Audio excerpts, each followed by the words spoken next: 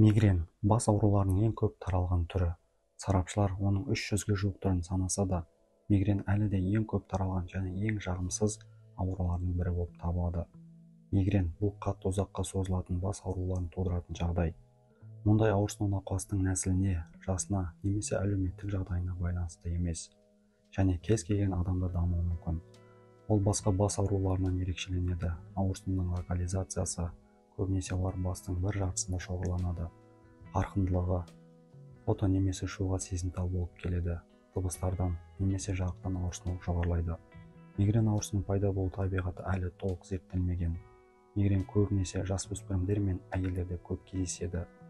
Ауырсынуға келетін факторларға гормоналды және қан тамырларын кеңейтетін препараттарды қабылдау, белгілі бір тағамдарды, қызыл шарапты, кофеинді, қара шоколадты, сонымен қатар артық тамақтану, стресс, ұйқының дұрыс болмауы, қарқынды немесе шамадан тыс физикалық белсенділік, ұшақпен ұшу және терең суға сүңгу мигреннің ауырсынуын тудыруы мүмкін. Мигрен шабуылдары жиі мойын остеохондрозының, стресстің, ұзаққа созылған ыңғайсыз позициялардың және физикалық белсенділіктің болмауының фонында да пайда болады, және бірнеше сағаттан бірнеше күнге дейін созылуы ықтимал.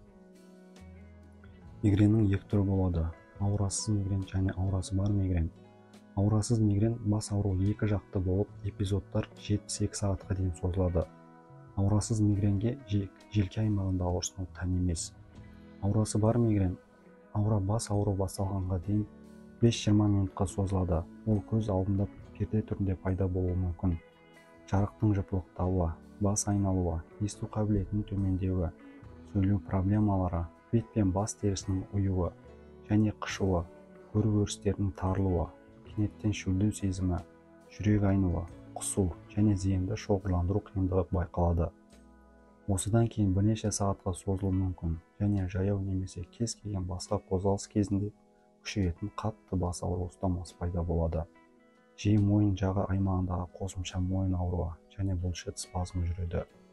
Сондықтан мигрендік шабуылдармен ауыратын науқастар тыныштықты қамтамасыз етіп, контактілерден, дыбыстардан және жарықтан оқшауланып, осы сәттерде үйде қалуға мәжбүр болады.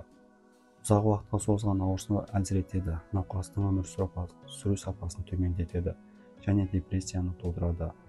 Мигрен әлі жеткілікті зерттелмегендіктен және оны емдеудің тиісті емі болмағандықтан, мұндай ауырсынудан зардап шегетін адамдар шабуылдың ауырлығын жеңілдету үшін арнайы дәрі-дәрмектерді қабылдауға мәжбүр. Қазіргі уақытта медицинаның міндеті пациентке мигрен шабуылдарының ауырлығы мен жиілігін азайтуға көмектесу болып табылады.